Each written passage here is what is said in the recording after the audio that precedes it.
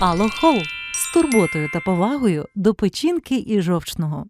Стало відомо, що на тлі проблем у Сполучених Штатах Америки з наданням Україні подальшої військової допомоги, чиновники ЄС мають зараз намір розглянути новий план, який дозволить Києву надати військову допомогу на суму в десятки мільярдів доларів, незважаючи на внутрішні розбіжності в Євросоюзі. Про це пише The Wall Street Journal.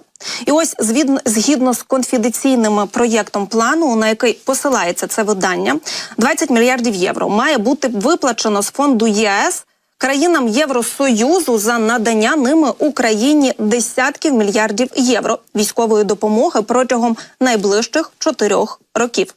Вказується, що цей план уже кілька тижнів начебто обговорювався всередині ЄС і був ще офіційно представлений 19 січня.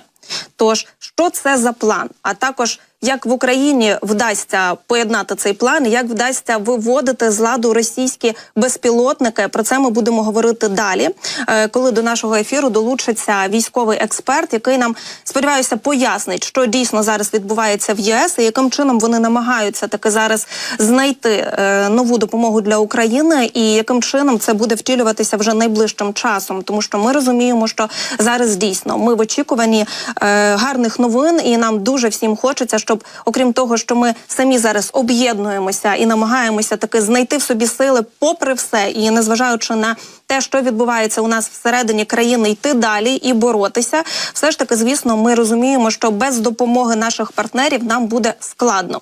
Тому це важливо. Які ж зараз нові шляхи вирішення тих чи інших проблем намагаються знайти саме наші партнери. І про це ми будемо говорити, адже безпосередньо ця вся ситуація, вона впливає і на перебіг війни на полі бою.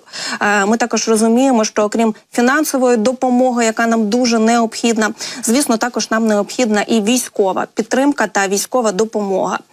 Цікаво буде почути, чого саме зараз нам бракує і як взагалі Україна зараз намагається балансувати на фронті, зважаючи на те, що ми маємо сьогодні і очікуючи нові надходження, зокрема і зброї. Адже дійсно зараз, знаєте, зокрема сьогодні, 22 січня, коли ми пригадуємо багато історичних подій, які мають величезне значення для майбутнього нашої країни, зокрема і День Соборності, і, зокрема, події 22 січня вже 2014 року на Майдані Незалежності в Києві. Ми розуміємо, наскільки важливо пам'ятати, якою ціною ми всі виборюємо свою соборність, свою незалежність та право на життя. На життя у вільній Україні, на життя без Росії, на життя без Російської Федерації, яка постійно намагається окупувати українські землі. І, як сказав президент України Володимир Зеленський, Путін не зупиниться лише на тих територіях, які окуповані зараз. Він буде йти далі, бо він хоче захопити всю Україну. Тому зараз дуже важливо розуміти, що як би складно нам не було, ми повинні вистояти і розуміти, що немає зараз бути якихось перемовин про те, що ми повинні погоджуватися на якісь примхи Кремля чи Путіна. Ми повинні боротися, ми повинні стояти і першочергово я принагідно завжди нагадую, що легко мені говорити зараз про це, сидячи в студії. Та я розумію, яка ціна всього цього зараз на фронті. Тому я завжди прошу вас долучатися до зборів на потреби Збройних сил України і, звісно, допомагати нашим силам оборони, робити все, що вони можуть, задля того, щоб наша вільна Україна, незалежна Україна нарешті дійсно стала незалежною і вільною, зокрема, і від Росії. Тому, будь ласка, ви зараз бачите також QR-код на екрані, ви можете долучитися до збору. Крім того, якщо ви знаєте перевірені збори від волонтерів або також від ваших знайомих та рідних, ви також їх поширюєте. Адже я завжди нагадую, що не буває маленьких донатів, важлива кожна гривня. І разом, коли українці об'єднуються, нам таки вдається закривати збори. І якщо, знаєте, вам здається, що на фоні, можливо, там 2-3 тисяч гривень, які донатять інші, ваших 5 чи 10 гривень, вони не мають значення, то це дійсно не так. Я особисто бачила, як мені волонтери надсилали скріни, на яких були 10, 15, 20 гривень донатів. Але їх було стільки багато, що саме завдяки ось цим кільком гривням вдавалося закривати збори і на 200, і на 300 тисяч гривень. Тому принагідно нагадую, що не буває маленьких донатів. І сьогодні, коли Збройні сили України та Сили оборони роблять все, що від них залежить на полі бою, ми тут у тилу повинні не забувати про те, що Ця війна стосується кожного з нас, і ми повинні зараз боротися так само і допомагати Збройним силам. Допомагати їм вистояти, допомагати їм особливо зараз.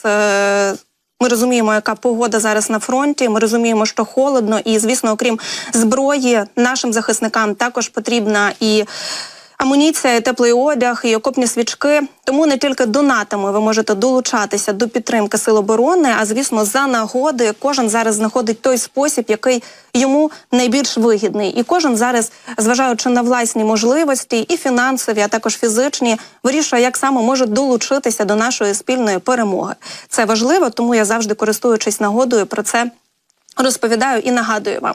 Бо поки ми говоримо про те, що там десь в Євросоюзі чи, можливо, за океаном вирішується доля України, тому що наші партнери намагаються знайти для нас черговий пакет фінансової допомоги, чи, знаєте, намагаються знайти для нас нову якусь військову підтримку, зброю, ми все ж таки повинні розуміти, що найбільше все ж таки залежить від нас тут, вдома, в Україні, тому ми повинні розуміти, що підтримка – це добре, ми на неї чекаємо, але також ми не повинні опускати руки і на фоні всього того, що відбувається зараз в Україні, не зневірюватися, а дійсно стояти, як колись стояли за соборність України, українці, як колись виборювали незалежність України, знову ж таки, і тоді, і зараз. Тому це важливо.